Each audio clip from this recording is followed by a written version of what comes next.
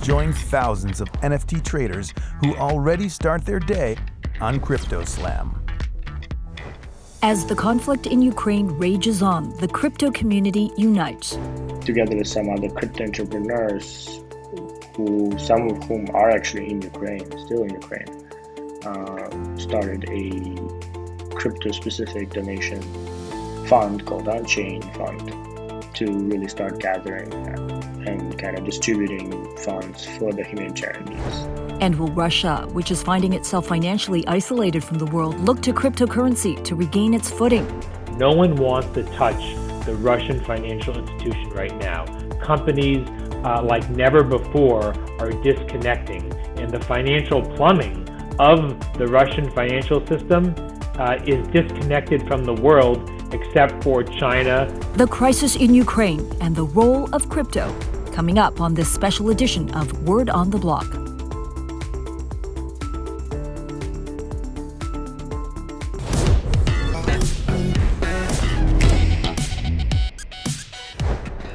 The war in Eastern Europe shows no signs of de-escalation, and the human cost mounts. Ordinary people across the globe are trying to make a difference, whether it's showing support by booking stays in Ukrainian homes on Airbnb, which they don't intend to utilize, but it does put money in the pocket of ordinary folks, or even donating time and money. Welcome to Word on the Block, the series that takes a deeper dive into blockchain and all the emerging technologies that shape our world at the intersection of business, politics, and economy. And there is no bigger story than right now. It is what we cover right here on Forkast News. I'm Editor-in-Chief Angie Lau. Today, we are having conversations in two parts, from the digital front line to global foreign policy analysis, to further understand the role that crypto is playing in this Ukrainian crisis. First up, we are very honored and privileged to be speaking with Ilya Polosukhin, co-founder of Near Protocol, who grew up in Ukraine. And Ilya, thank you so much for joining us. We cannot even imagine what it must be like right now. Thank you for inviting me. Yeah, it's been a very tough past 2 weeks, but hopefully this can quickly get resolved. I mean, although we're still unclear what's the timeline on it. And time is of the essence, and as each moment passes, there really is just scenes of devastation and stress, enormous stress. So when this conflict started, where were you, and what were your immediate thoughts?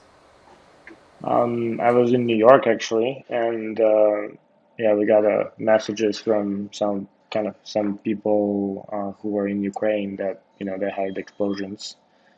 I mean, obviously, first thought was like calling my family who were still there at the time and making sure that they're okay.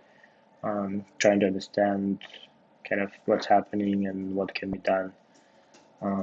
But yeah, I would say like shock was definitely the first reaction, because like being from Eastern Ukraine especially, which has I would say for a long time had a very loose border with Russia, including like lots of people have family in Russia, seems kind of unreal to have something like this happening.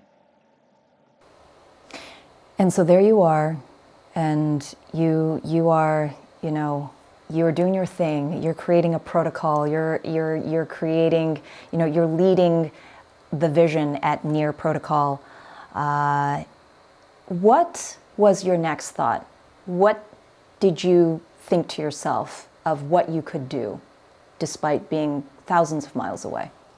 And so one front is helping people to get out, kind of out of harm's way, both kind of direct, people who work in Near ecosystem, kind of on Near Protocol, as well as people who I know, family and friends around that. And then kind of beyond that, how can we, is this going to continue, which it was not super clear on the first day, but it was kind of clear on the second day.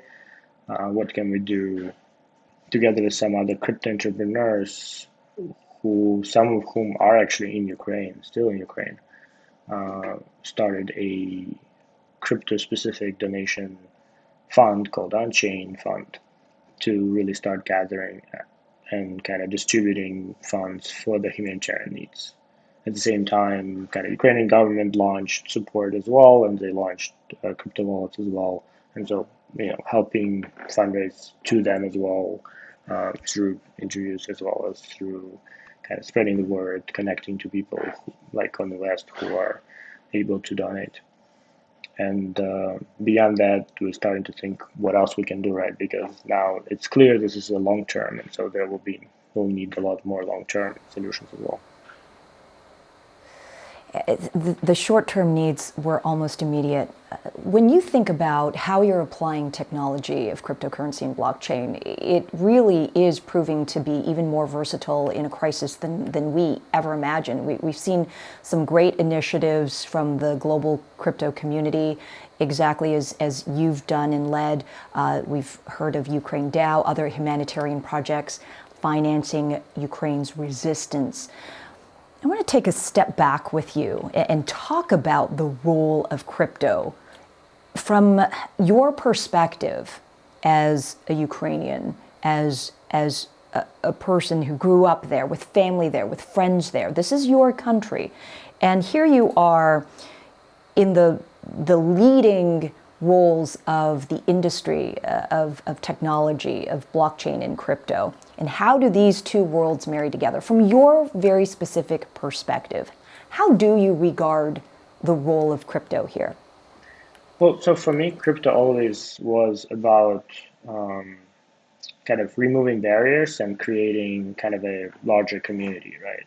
And so, and like our mission in NEAR is, crystallizes that in people owning their data, their assets, and their power of governance. And so, kind of, in a way, war is taking all of that things out. Like, the war is actually literally against this vision. And so, at the same time, because of kind of this global nature of crypto, we are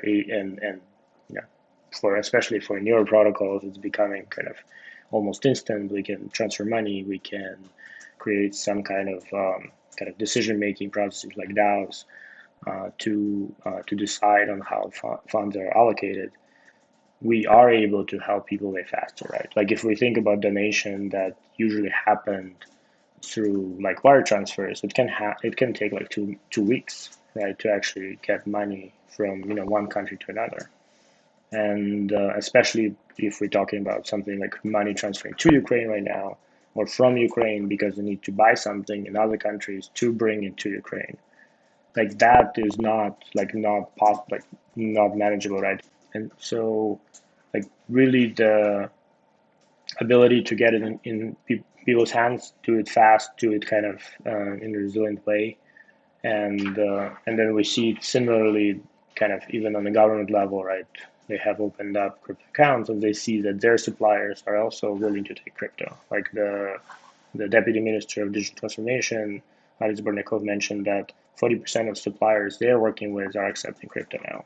And so it's kind of becoming like a kind of fully sustainable system where, because it's kind of actually offers that like faster and more, let's say, resilient to any of the kind of potential issues that are happening when there is a stress on the system, which war has obviously been putting on.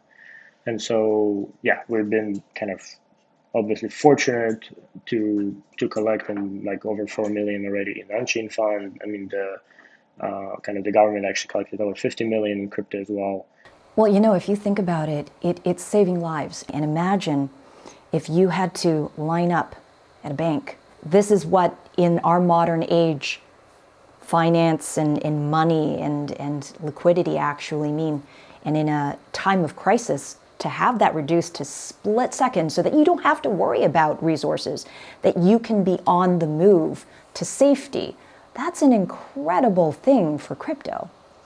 Yeah, definitely. The banks and especially ATMs were not working pretty fast in case of Ukraine, but between kind of major Ukrainian crypto exchanges continue working and being able to actually exchange to local currency and crypto in general, that actually allowed for kind of financial system to continue working and some kind of major online banking. So yeah, it's like surprisingly for a country at war, the kind of infrastructure is able to kind of continue functioning to be able to get people to safety, or just at least kind of maintain their state as we hope for this to end. And I'm curious how you feel about the sanctions as well. You often, you talk about Ukrainian and Russian border being very fluid. These are cold. These are what's the right word? These are borders defined by others. When it comes to the reality of that region, it is very intermingled. It is the Russian, Ukrainian, and suddenly, launched into conflict. How do you feel about the sanctions that are specifically placed on individuals, on Russians themselves? It's definitely clear that government needs to be kind of both held accountable and stopped first, and so it's still not stopped. There's actually, like, at this point, there hasn't been much like indication that they are gonna stop the assault that they continue doing, and there's like people dying every day. At the same time, it's clear that people who are in the country will suffer from all of this, that like greatly, right? And it's already starting to happen. And so, like, overall, if we talk about kind of crypto networks, right? The networks themselves are neutral. They just function like any network will. But the kind of parties on the sides of this network, right? These be exchanges, and other players in the ecosystem, they are not, right? And they are following kind of both the regulations that are there, as well as potentially, some other like form of being kind of clearly not wanting to deal with the country of aggressor. And so kind of generally, even if we think about, exchanges, for example, them doing the exchange to ruble right now is actually a very losing economic proposition. And so I think like it's an interesting trade-off where like the protocols will continue working, but the Russian individuals will be cut out from more and more things. There's casualties for sure, and ultimately huge human tolls. Do you think that Russia is going to start using cryptocurrencies to avoid sanctions? People can use cash, people use cryptocurrency, people can use whatever, write a piece of paper and send it between, right? That's just a tool. The question is whether the people on the other side of the trade are doing, right? So people inside country, like inside Russia, for example, using cryptocurrency between each other, or using fiat, or using whatever else, that mostly doesn't matter. What matters is kind of what people outside are doing, and people outside are then deciding if they want to follow sanctions or not, right? So this is then becomes about the community and kind of, I mean, either the official sanctions or the community decision if they want to kind of block some type of activity with Russia. And this is where, like, again, the need is to stop the government right now. So at this point, like, at least from my perspective, whatever makes sense to stop the government should be done. I want to ask you, as you kind of are really active on the digital front lines, what do you think of this moment, really this first conflict in the age of crypto? Is this a catalyst for the world to understand the power of cryptocurrency and the impact and effectiveness of blockchain?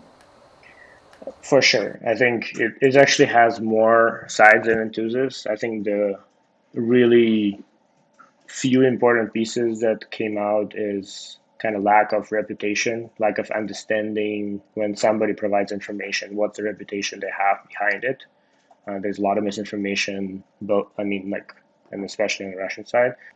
I would say showcasing the need in kind of independent, decentralized types of media and, social networks that are able to kind of withstand something like Russia, cutting the cable to internet for people. Because if that doesn't happen, the Russian people will actually have literally zero outside information and will only be kind of fed with propaganda, which is actually very dangerous for the world in general.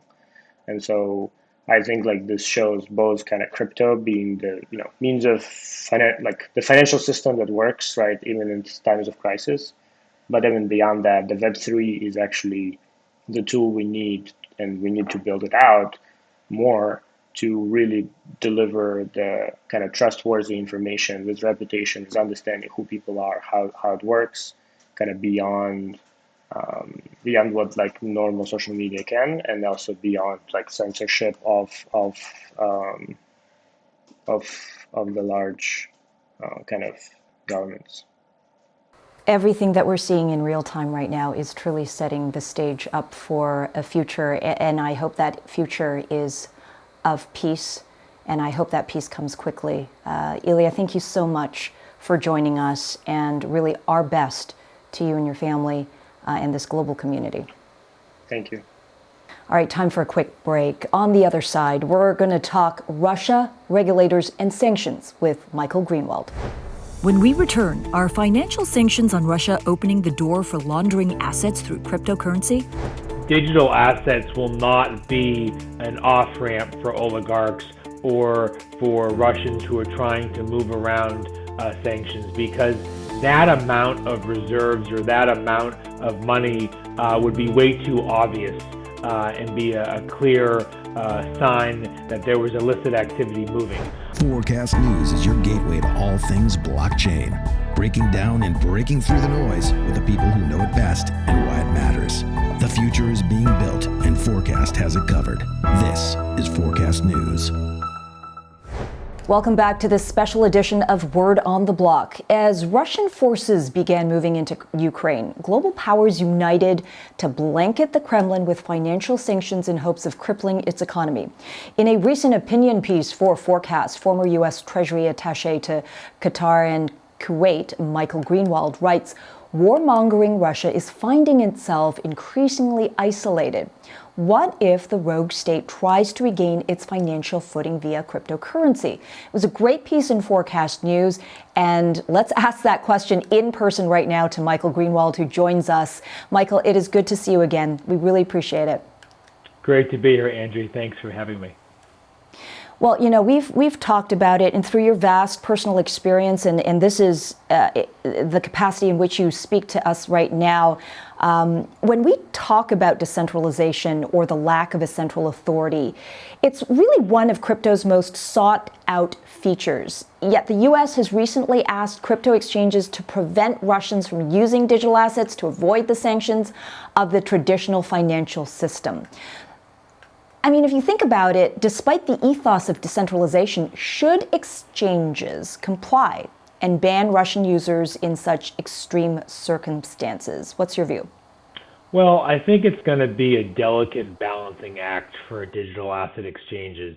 I mean, this is their first war, right? This is digital assets' first war and first true conflict where they're really having to choose sides, and they're having to operate in a whole new environment. So I think that digital asset exchanges are doing the most they can right now. I think you've seen some very good reporting from TRM Labs and from Chain Analysis and others about what the level of illicit activity is and how much money in reserves can actually go on to these exchanges without being obvious. So I think, though, digital asset exchanges have an opportunity to show regulators that they want to be part of the future of money, and I think that this is a key opportunity for them to step up. Well, let's talk about the effectiveness of sanctions in the old world and now in the digital world. Why sanctions? I mean, just theoretically, in foreign policy, school of thought, why would sanctions work? Why is this a move right now? So I think that sanctions are meant to be really a force of deterrence. and to either prevent bad behavior or to have an end of a conflict or an off-ramp without military force. I think we saw that part of the original Iran deal, enough pressure on Iran brought Iran to the table. Obviously, we're going through a whole thing right now with the Iran deal as we speak. I think with regards to post 9/11 sanctions and going after Al-Qaeda and its affiliates and ISIS and Hezbollah and others, individual sanctions only really are effective if there are exposure to U.S. assets, the U.S. financial sector, or the European financial sector. What we're witnessing right now, Angie, is a completely new era of financial warfare, a completely new financial order. And what's happened against Russia in the past week has been a financial blanket of kryptonite against the entire jurisdiction. And it's almost akin to a Section 311 of the Patriot Act, which makes an institution or a jurisdiction a primary money laundering concern. No one wants to touch the Russian financial institution right now. Companies like never before are disconnecting, and the financial plumbing of the Russian financial system is disconnected from the world except for China and some others, which I'm sure we'll talk about. Well, and that potentially includes crypto right now. Some analysts believe that Bitcoin's bullish movement is a sign of Russian investors shifting their money from the ruble to the number one cryptocurrency. Are Russian oligarchs the ones driving the Bitcoin price recovery, you think? Is Bitcoin a way for them to evade the recent financial sanctions? So I think when we talk about evading and sanctions evasion, to a large extent, digital assets will not be an off-ramp for oligarchs or for Russians who are trying to move around sanctions, because that amount of reserves or that amount of money would be way too obvious and be a clear sign that there was illicit activity moving. I'm sure there are oligarchs and intermediaries and others using decentralized financial systems to move money outside, whether through different jurisdictions or another. And that will always be the case, as in all fields, whether it's jewelry, real estate, art, NFTs, the traditional art market that are unregulated. You're going to see movements of money. So I think that oligarchs are trying to look at all options on the table, and that includes gold. And that includes ways where it's very difficult to trace.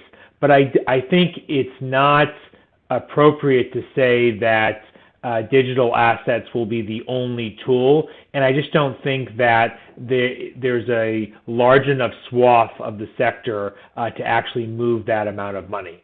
There have been reports that Russia is developing a digital ruble, a central bank digital currency, as you've reported on Forkast, but that's in the very early stages. It's in a very early pilot stages, and as we know, most central banks have disconnected from Russia, so the digital ruble is not a pathway for oligarchs right now. It is going to be really transformative, obviously, and it remains to, I guess, be seen, how it all plays out. At the end of the day, you see that sanctions are piling up for Russia in both the traditional financial system and the crypto ecosystem. We've seen the EU banning 7 Russian banks from the SWIFT network, and I want to talk to you a little bit about that. What other sanctions can we expect to see? What measures do you think are required to have significant impact on Russia's military budget and economy? Are we already seeing that? And then the role of SWIFT. We've never seen the United States and the EU in such a quick fashion, along with the G7, actually go after a G20 country, the 11th largest country in the world, 400 plus financial reserves. That's unheard of. And so I think that's more significant in my opinion, than the actions against SWIFT. SWIFT is very important. Obviously, that's the financial messaging system, and disconnecting Russia from that has been something that Russia has been preparing for years, as well as China. As you and I have discussed, they're trying to de-dollarize, go around the dollar at every turn.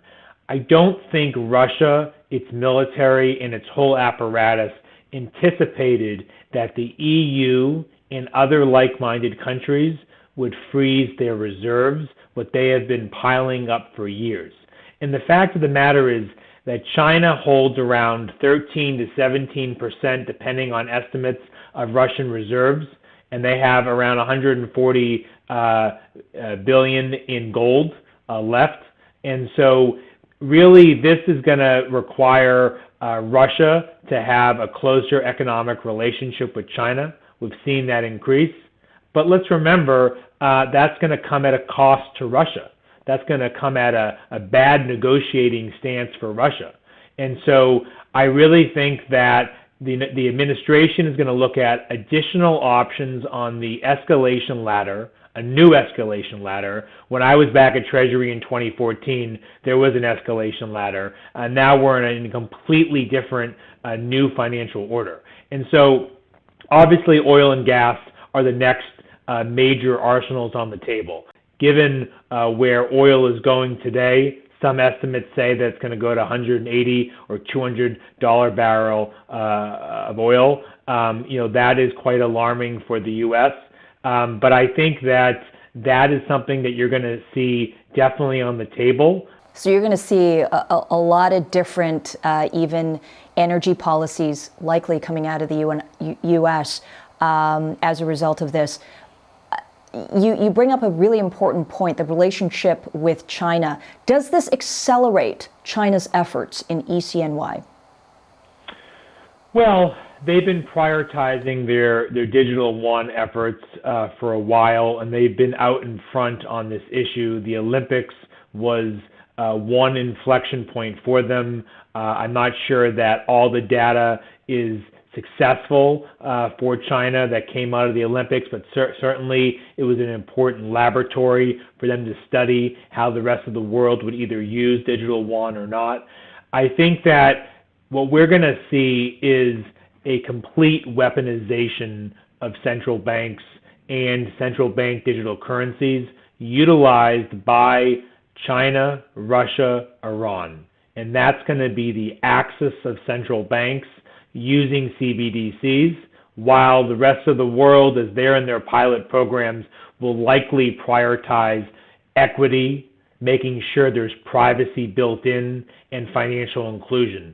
And so really that's the new digital asset foreign policy lines that are going to be drawn, and one of the major things that are going to come out of this conflict. But yes, I expect that China will speed up their efforts because they need to operate into a new financial order.